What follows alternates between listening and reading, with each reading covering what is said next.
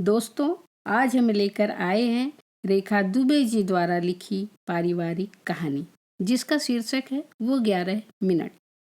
घर लोगों से खचाखच भरा हुआ था। संध्या कमरे में चुपचाप बैठी थी। जो भी आता उसको गले लगाता और दिलासा देकर चला जाता, लेकिन उसकी आंखों में आंसू नहीं थे।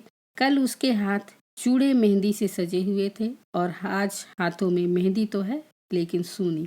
एक ही रात में वो सुहागिन से विधवा हो गई। अभी तो संजय को समझ भी नहीं पाई थी कि वो सदा के लिए साथ छोड़कर चला गया। आंखों के आगे अभी तक वही नजारा है कि सुबह 8 बजे उसकी डोली ससुराल पहुंची और सभी रिश्तेदार उसे घेरे हुए थे। किसी से अभी बात भी नहीं कर पाई थी कि मौसी जी हड़बड़ी में आई और मेरी झोली में एक सेट और एक लिफाफा थमाकर बोली, संध्या बेटा, मैं तेरी मुंह दिखाई तक नहीं रुक पाऊंगी। मुझे अपने देवर के बेटे की शादी में जाना है। फ्लाइट का समय हो रहा है, इसलिए निकलती हूँ। अब तुम दोनों हमारे घर आना, कहकर सिर पर प्यार से हाथ उन्होंने फेरा। मौसी, टैक्सी आ गई? संजय ने पूछा। नहीं बेटा, ट्रैफिक जाम में फंसा है। वो मैं ऑटो कर लेती हूँ। क्या मौसी, मेरे होते हुए आप ऑटो में जाएंगी? मैं छोड़ देता हूँ आपको, कहकर संजय प्यार से मौसी के गले लग गए। नहीं, तू रहने दे, अभी कई फंक्शन बाकी है तेरे। कोई नहीं, हो जाएंगे, आप चलिए। और मौसी के मना करने के बावजूद भी संजय उनका बैग पकड़े निकल गए। माँ भी कुछ नहीं कह पाई, क्योंकि मौसी की फ्लाइट ना छूट जाए ये डर उन्हें भी था। 2 घंटे बाद संजय नहीं आए, लेकिन एक फ़ोन आया कि उनकी कार का एक्सीडेंट, और उसके बाद क्या हुआ संध्या को कुछ भी याद नहीं। जब उसे होश आया तो आसपास लोगों की फुसफुसाहट कानों में पड़ने लगी। कैसी लड़की के पांव पड़े कि जवान बेटा दुनिया से चला गया। भारी मन से सबने संजय को आखिरी विदाई दी और रात के अंधेरे में घर का सूनापन काटने लगा। लड़ी वाले लड़ियां उतार रहे थे। कुछ ही घंटों में सब कुछ बदल गया। भाभी, माँ ने आपके लिए कुछ भेजा है, कुछ खा लीजिए। भूख नहीं है दी, हम जानते हैं, लेकिन भाभी आपने सुबह से कुछ नहीं खाया, खा लो प्लीज़। दी माँ, बाबूजी ने कुछ खाया? नहीं, अभी नहीं। वो कहाँ हैं? संध्या ने पूछा और प्लेट में खाना लिए नीतू दी के पीछे चल दी। माँ, बाबूजी का बुरा हाल है। उसके कदम दरवाजे पर ही ठिठक गए। उसे लगा कि वे भी उसी को दोषी मानेंगे। वो दोनों के कदमों में बैठ गई और सिर झुका लिया। समझ में नहीं आया कि वह क्या कहे। बाबूजी ने प्यार से सर पर हाथ फेरा। बाबूजी, प्लीज कुछ खा लीजिए, आप दोनों की तबीयत खराब हो जाएगी। आप दोनों को भी मेरा इस घर में आना बुरा लगा है माँ, लेकिन मैं क्या करूँ, कह वह रोने लगी। वह हैरान रह गई जब माँ ने उसे उठाया और बोली, तूने कुछ नहीं खाया। हम तो अपनी बेटी का स्वागत भी नहीं कर पाए और तुझ पर मुसीबतों का पहाड़ टूट गया। माँ उसे गले लगाकर रोने लगी। लोग चाहे कुछ भी कहें, लेकिन बेटियों के कदम किसी भी घर में अशुभ हो ही नहीं सकते। हमने अपने बेटा खोया है तो एक बेटी भी पाई है। आज से हमारे लिए तू संजय का ही रूप है। हम तीनों एक साथ ही कुछ खाएंगे। ऐसे रोएंगे तो उसकी आत्मा को कभी शांति नहीं मिलेगी। उसे अपनी किस्मत पर रोना आ गया कि कितना अच्छा ससुराल मिला। अपने माँ बाबूजी को छोड़ा तो ऐसे ही दूसरे माँ बाबूजी मिले, लेकिन पति कहीं खो गया। संध्या का मन भर आया, हे ईश्वर, मुझसे ऐसी क्या गलती हो गई। धीरे धीरे घर रिश्तेदारों से खाली हो गया। उसे माँ ने कहा कि वो उसके साथ मायके चले, लेकिन वो ससुराल छोड़कर नहीं जाना चाहती थी। माँ ने सास ससुर जी से बात भी की, लेकिन उन्होंने बस यही कहा कि अगर संध्या जाना चाहती है तो हम उसे नहीं रोकेंगे। अब मेरा यही घर है। माँ को जाते जाते मैं बस इतना ही कह पाई। उन्होंने बहुत समझाया कि बेटी, अभी 23 साल की उम्र में पूरी जिंदगी यूं अकेले गुजारना, लेकिन संध्या अपने फैसले पर अटल थी। संध्या के प्यार ने माँ बाबूजी का दिल जीत लिया था। संजय को तो वे कभी भूल नहीं सकते थे, लेकिन संध्या के चेहरे पर उड़ी हुई मुस्कान से वे मन को बहलाने लगे थे। संध्या ने घर की सारी जिम्मेदारियां उठा ली थी।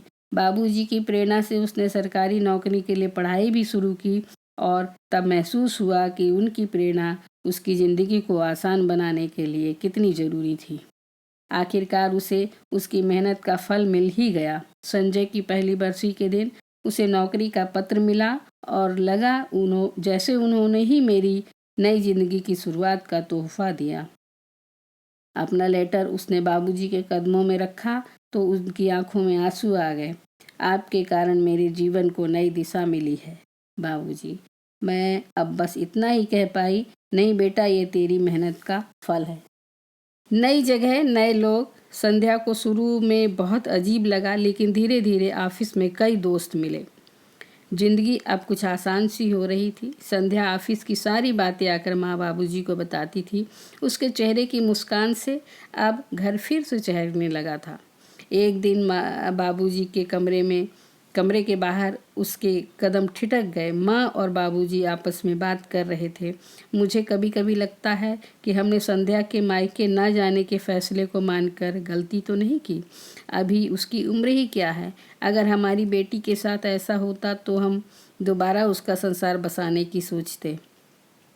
अब तो उसकी सरकारी नौकरी भी लग गई है। हम लोगों के बाद उसका क्या होगा, कभी सोचा है आपने? हाँ कमला, सोचा है, तभी तो उसको नौकरी के लिए प्रेरित किया। उसके जीवन को एक दिशा मिल गई और अब ईश्वर हमारी बच्ची की भविष्य की चिंता स्वयं करेगा। बाबूजी, हमें कहीं नहीं जाना। और माँ, आपको मैं बोझ लग रही हूँ जो आप ऐसा कह रहे हो? मेरे भाग्य ने मुझे जहाँ जाना था ले आया और अब यही मेरा घर है। तुझे सारी उम्र संजय की जिम्मेदारियों को उठाने के लिए नहीं रख सकते। माँ प्लीज़, आप ऐसा कह के मुझे पराया मत करो। एक तरफ बेटी कहते हो, दूसरे ही पल पराया कर देते हो। आप ही समझाइए इसे, आपकी लाडली है, आपकी बात ही मानेगी। अच्छा, चाय पिएगी? हाँ माँ, बना दो। और संध्या अपनी सास के कंधों पर प्यार से झूल गई। कभी कभी कमला को महसूस होता कि वो अपनी बेटी नीतू से ज़्यादा संध्या से प्यार करने लगी है। तब ईश्वर से बड़ी शिकायत होती कि इतनी प्यारी बच्ची के साथ इतना जुल्म। अगर संजय होता तो ऐसी पत्नी पाकर धन्य हो जाता। नीतू भी शायद हमसे इतना प्यार नहीं पा सकी जो संध्या ने अपने व्यवहार से पा लिया। जीवन की गाड़ी अब चलने लगी थी। घर के हर फैसले में नीतू दी से पहले उसकी राय ली जाती थी। सुबह उठी तो माँ ने बताया आज मौसी आ रही हैं जय के साथ। जय मौसी का इकलौता बेटा था। कंपनी के काम से अमेरिका गया हुआ था, इसलिए शादी में नहीं आ पाया। संजय जय से बस 6 महीने ही छोटे थे। जय के नाम पर ही मौसी ने संजय का नाम रखा था। माँ अक्सर कहती थी कि संजय को मुझसे ज़्यादा मौसी से प्यार था। तब मौसी भी दिल्ली रहती थी, लेकिन मौसा जी का मुंबई में बिजनेस अच्छा चलने लगा तो वो मुंबई चले गए। माँ, आज मैं छुट्टी ले लेती हूँ। आप दोनों खूब सारी बातें करना और मैं घर का सारा काम संभाल लूँगी। नीतू दी को भी बुला लेते हैं, वो भी मौसी से मिल लेंगी। बेटा, तेरा काम बढ़ जाएगा, आप टेंशन मत लीजिए, मैं सब संभाल लूँगी। माँ के चेहरे पर बहुत दिनों बाद आज मुस्कान आई थी। दोपहर तक सारा काम खत्म कर वह अपने कमरे में आई ही थी कि बेल बजी। उसने दरवाज़ा खोला तो सामने मौसी और जय थे। वे झुककर पैर छूने लगी तो मौसी ने रोक दिया। घर की बेटियां पैर नहीं छूती, गले मिलती हैं, और मौसी ने गले लगा लिया। वो स्पर्श वाकई ममतामयी था। इतने दिनों बाद घर में रौनक आई थी, सब बड़े खुश थे। शाम तक नीतू दी भी आ गई। उसके बाद दोनों भाई बहन की मस्ती से उसे अपने घर की याद आ गई। वो और करण भैया भी इसी तरह सारे घर में दमा चौकड़ी मचाते थे। माँ हमारी लड़ाई और मस्ती को देखकर थक जाती थी। उसने चाय और पकौड़े बनाए और ट्रे लेकर लॉन में पहुंची तो सब खामोश थे। कुछ अजीब सा लगा। क्या हुआ, आप सब इतने सीरियस क्यों हैं? कुछ नहीं, तू मेरे पास बैठ, बात करनी है तुझसे। संध्या, तेरे मन में कब से बड़ा बोझ लेकर जी रही हूँ। अगर उस दिन संजय मुझे छोड़ने ना जाता तो आज तेरा जीवन कितना रंगीन होता। मेरी वजह से तेरे जीवन के सारे रंग चले गए। मौसी, आप कैसी बातें कर रही हो? ईश्वर ने जो मेरे भाग्य में लिखा था वही हुआ। आप अपने मन पर कोई भी बोझ मत रखिए। मैंने एक रिश्ता तो खोया, लेकिन माँ बाबूजी ने मुझे नीतू दी से ज़्यादा प्यार दिया। और अगर आप आज मेरे जीवन में एक नया मोड़ आया है, वो भी बाबूजी की वजह से। आप प्लीज़ यूं आंखों में आंसू मत लाओ, संजय को बिल्कुल अच्छा नहीं लगेगा। वो मुझसे नाराज़ हो जाएंगे कि मौसी मेरे वजह से दुखी हैं। और मैं मौसी के गले लग गई। कमला, मेरा मन इसके लिए बहुत दुखता है, मेरा बस चले तो, कह वो चुप हो गई। मैं कमरे में आई तो पुरानी यादों से सचमुच मेरी आंखें नम हो गई। ये 5 दिन कैसे गुजर गए कुछ पता ही नहीं चला। मौसी ने मुझे ऑफिस जाने ही नहीं दिया। इसी बीच जय की भी कंपनी ने उसे दिल्ली का प्रोजेक्ट दे दिया। माँ तो सुनकर बहुत खुश हो गई। तू अब हमारे पास रहेगा। माँ ने प्यार से पूछा। नहीं मौसी, मुझे ऑफिस की तरफ से फ्लैट मिलेगा, आपको डिस्टर्ब नहीं करूँगा। तू यहीं रहेगा बस। इस बार बाबूजी बोले। बड़े पापा, आपकी बात तो मैं टाल नहीं सकता, लेकिन मेरा टाइम बड़ा ऑड है। आप सभी को मुश्किल होगी, तुम हमारे साथ ही रहोगे। तुझे देखते हैं तो संजय की याद आती है। कम से कम कुछ पल तो हम संजय के साथ जी लेने दे। बड़े पापा, मैं आपका संजय हूँ, आप प्लीज़ मत रोइए। ओके, मैं यहीं रहूँगा। कमला, ये तेरे पास रहेगा तो मुझे भी चिंता नहीं होगी। जय अगले हफ्ते ही अपना सामान लेकर आ गए और माँ बाबूजी के चेहरे पर चमक आ गई। जय ने बाबूजी को मॉर्निंग वॉक की भी आदत डाल दी। वो सब तो खुश थे, लेकिन पता नहीं मुझे क्यों जय को देखते ही संजय की याद आ जाती। दोनों की शक्ल भी मिलती थी, सच में सगे भाई लगते थे दोनों। मेरी इस झिझक को शायद जय जान रहे थे। और एक दिन शाम जब माँ बाबूजी चाय पीकर चले गए तो उन्होंने मुझसे कुछ बात करने की इच्छा जताई। मैं कुछ असमंजस में थी। संध्या, मेरे आने से तुम्हें तकलीफ़ हो गई है? मैं जानता हूँ मुझे आने में 10:30 बज जाते हैं। अमेरिका में सारे काम करने की मेरी आदत हो गई है, इसलिए तुम्हें जागने की ज़रूरत नहीं है। मैं किचन से डिनर ले लूँगा। ऐसी कोई बात नहीं, काम खत्म करते करते मुझे इतना समय पहले भी लग जाता था। आपकी वजह से कोई दिक्कत नहीं है। अगर वाकई तुम्हें मेरी वजह से कोई परेशानी नहीं है तो क्या हम दोस्त बन सकते हैं? जी, क्या हम दोस्त बन सकते हैं? जय ने फिर दोहराया। उसने इतने सहज ढंग से कहा कि मैं मना नहीं कर सकी। 6 महीने में ही मेरी और जय की अच्छी बनने लगी। जय सुबह मेरी हेल्प भी करते और बाबूजी को सैर पर भी ले जाने लगे। माँ के साथ रोज़ सुबह की चाय और खिलखिलाने की आवाज़ से घर गूंजने लगा। उस दिन मेरा बर्थडे था और ऑफिस में दोस्तों ने पार्टी मांगी थी। मैंने बाबूजी को बताया सब पार्टी मांग रहे हैं, इसलिए आने में कुछ देर हो जाएगी। तो उन्होंने कहा कि अपने दोस्तों को घर पर ही ले आओ, हम जय के साथ मिलकर सब तैयारी कर लेंगे। वाकई जब शाम को मेरे दोस्त घर पहुँचे तो मैं खुद अपने घर को पहचान नहीं पाई। इतना सुंदर तरीके से घर सजा हुआ था। जय ने सब अरेंजमेंट इतने अच्छे से किए थे कि वो उस दिन के हीरो हो गए। सब ने जाते जाते इतनी तारीफ की और रुचि तो अपने मजाकिया मूड के कारण जय को छेड़ने में बाज नहीं आई कि मुझे तो आपके जैसा पति चाहिए, लेकिन मैं तो बुक हो चुका हूँ। कहते हुए जय ने मेरी ओर तिरछी नज़र से देखा। हैरानी मेरे चेहरे पर भी थी। सबके जाते ही मैंने जय को आड़े हाथ लिया। बाबूजी, इन्होंने हमसे इतनी बड़ी बात छुपाई। बाबूजी और माँ भी मेरे ग्रुप में शामिल हो गए। सही समय ढूंढ रहा था और आज आप सब भी खुश हैं तो मैं, लेकिन पहले मम्मी को फ़ोन करूँगा, फिर आपको बताऊँगा। हम सभी इसी के इंतज़ार में थे। जय ने सीधा ही स्पीकर ऑन करके मौसी को कहा, मम्मी आपकी पसंद मेरी पसंद है, आपकी टिकट भेज रहा हूँ, कल पापा के साथ आप आ जाओ।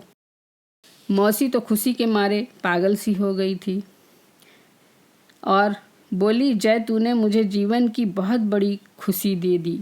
संध्या कहाँ है? मेरी बात करा उससे। अभी नहीं, कल। अभी मैंने यहाँ किसी से बात नहीं की, आप सबसे कल ही बात करना। जय, ये क्या माजरा है? तूने हमें नहीं बताया और तेरे माँ ने भी। मैं तुझसे बहुत गुस्सा हूँ। मैं और बाबूजी एक ही सुर में बोले, हम भी गुस्सा हैं। बड़े पापा और माँ का हाथ थामे जय उन्हें अपने कमरे में ले गए और दरवाज़ा बंद कर लिया। कुछ देर के बाद वो बाहर निकले तो माँ बाबूजी की आंखों में आंसू थे। क्या हुआ आप दोनों को? आपने क्या कहा कि ये दोनों रो रहे हैं? अरे कुछ नहीं पगली, इसने तो हमारे जीवन की सबसे बड़ी खुशी हमें दी। ये खुशी के आंसू हैं। इतने में जय ने एक लाल चुनरी लाकर माँ के हाथ में दी और माँ ने उसे खोलकर मुझे उड़ा दिया और मुझे आईने के आगे ले जाकर बोली, ये है मेरे जय की दुल्हन। मैं हैरान रह गई। मैं इसके लिए बिल्कुल तैयार नहीं थी। माँ, ये क्या है? मैं ऐसा नहीं कर सकती। आप कैसी बात कर रहे हो? मैं बोलती जा रही थी, लेकिन माँ और बाबूजी बस प्यार से मेरी ओर निहार रहे थे। संध्या, तुम्हें सोचने का टाइम चाहिए तो ठीक है, लेकिन प्लीज़ फैसला मेरे हक में करना, क्योंकि तुम्हारे जैसी पार्टनर मुझे कभी नहीं मिलेगी। कहकर जय ने मेरी ओर देखा और सच में पहली बार उन आँखों में ये भाव मैंने देखे। पूरी रात मेरी आँखों में कटी और मन बहुत भटक रहा था। मैं किचन में आई तो जय चाय बना रहे थे। तुम्हारी भी बना दूं क्या? हाँ। नहीं, मैं हड़बड़ा गई। क्या हुआ, नींद नहीं आई क्या? आपने कुछ कहना है? बिना संकोच मैंने कहा। क्या हम अच्छे दोस्त हैं? तुम्हें कोई शक है क्या? सच बताइए, आप मुझसे शादी क्यों करना चाहते हैं? क्योंकि तुमसे अच्छा पार्टनर मुझे नहीं मिल सकता। मुझे ऐसा लग रहा है आप कहीं मौसी के मन का बोझ तो नहीं उतारना चाहते। नहीं संध्या, तुम बैठो, तुम्हें कुछ बताना है। मैं इतना अच्छा बेटा भी नहीं हूँ जो अपनी पूरी ज़िंदगी मम्मी पापा के फैसले पर गुजार दूँ। ये बात सही है कि तुम माँ की पसंद हो, लेकिन केवल बोझ के कारण नहीं। तुमने अपने व्यवहार से सबका मन जीता है। मम्मी ने अपनी पसंद मुझे बताई, लेकिन मैंने कहा कि मैं संध्या से मिले और उसे जाने बिना कोई फ़ैसला नहीं लूँगा। और शायद मम्मी की दुआओं में असर था कि मेरी पोस्टिंग भी इसी शहर में हो गई। मेरे नसीब अच्छे थे कि तुम्हें जानने का मुझे मौका मिला। और सच में तुम में एक पॉजिटिविटी है जो किसी को भी तुम्हारा मुरीद कर सकती है। तुम और लड़कियों में से बहुत अलग हो। अब इससे ज़्यादा तारीफ़ मैं नहीं करूँगा, कुछ शादी के बाद के लिए भी। मेरी चाय ख़राब कर दी तुमने। अब तुम बनाओ, मैं बड़े पापा को सैर के लिए उठाकर आता हूँ। जय चला गया और मैं इसी सोच में रह गई कि ये कैसा है, इतना कॉन्फिडेंट है कि मैं हाँ ही करूँगी। उससे इस व्यवहार की तो मुझसे उम्मीद ही नहीं थी। पहली बार किसी ने मुझसे ज़्यादा मुझे समझा है, ऐसा महसूस हुआ। बाबूजी और जय सैर के लिए निकले तो जय पलट कर मेरी ओर आए और बोले, अब मम्मी आ रही हैं तो उनसे भी पूछ लेना, तुम्हारे मन में कोई शंका ना रह जाए। और हाँ, शादी जल्दी करनी है मुझे, इसलिए प्लीज़ हाँ करने में देर मत करना। और वो मुस्कुराते हुए चले गए। आज फिर दोबारा से मेरे हाथों में मेहंदी लगी है। सब कुछ इतनी जल्दी हो रहा है, लेकिन मैं खुश हूँ कि जय मुझे मिले और उन 11 मिनट में जो खुशियाँ मेरे हाथों से फिसल गई थीं, वो ईश्वर ने फिर से मेरी झोली में डाल दिए। जय ने मेरी मेहंदी लगे हाथों को अपने हाथ में लिया और कहा, संध्या, अब तुम्हारी मेहंदी का रंग कभी फीका नहीं होगा। और मैं बस उन आँखों में अपना पूरा जीवन देखने लगी। तो दोस्तों, आपको कैसी लगी कहानी, प्लीज़ ज़रूर बताइएगा।